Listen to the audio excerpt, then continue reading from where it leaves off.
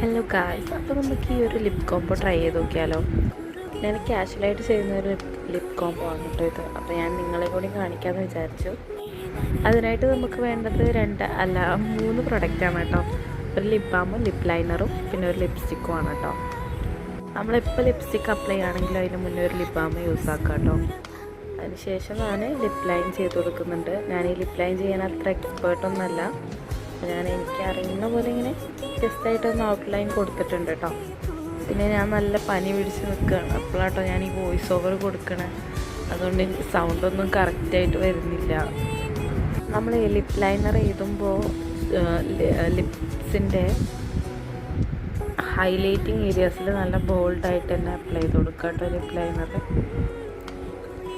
ഞാൻ lip liner ഇടാൻ പഠിച്ച് വരുന്നേ ഉള്ളൂ. ഞാനൊരു ബിഗിനറാണ് ലിപ് ലൈനർ ഇടാൻ. ഞാൻ എന്നിട്ട് ആ ലിപ് ലൈനർ വെച്ചിട്ട് ഒന്ന് സ്മഡ്ജ് ചെയ്ത് കൊടുക്കുന്നുണ്ട് കേട്ടോ. മൊത്തത്തിലൊന്ന് ഷെയ്ഡൊന്ന് കറക്റ്റ് ആവാൻ വേണ്ടിയിട്ട് ഒന്ന് സ്മഡ്ജ് ചെയ്ത് കൊടുക്കുന്നുണ്ട്. ഈ ഒരു ലിപ് ലൈനറിൻ്റെ ഷെയ്ഡ് എനിക്ക് കറക്റ്റ് ഓർമ്മയില്ല കേട്ടോ. അത് ഏത് ബ്രാൻഡാണെന്ന് എനിക്ക് ഓർമ്മയില്ല. ഷെയ്ഡ് ഒരു മെറൂണാണ് കേട്ടോ വരുന്നത്. കാരണം അതിൻ്റെ എല്ലാ സ്പാച്ചസൊക്കെ പോയിട്ടുണ്ട്.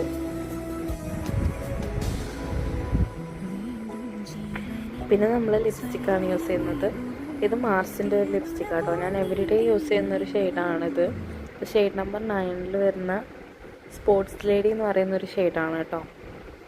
ഈ ഒരു ഷെയ്ഡ് നമുക്ക് തനിച്ചിടാൻ തന്നെ അടിപൊളിയാണ് കേട്ടോ. പിന്നെ ലിപ് ലൈനർ ഈ ഒരു കോംബോ ഞാൻ എപ്പോഴും ട്രൈ ചെയ്യുന്നതായതുകൊണ്ട് കാണിച്ചു എന്നുള്ളൂ.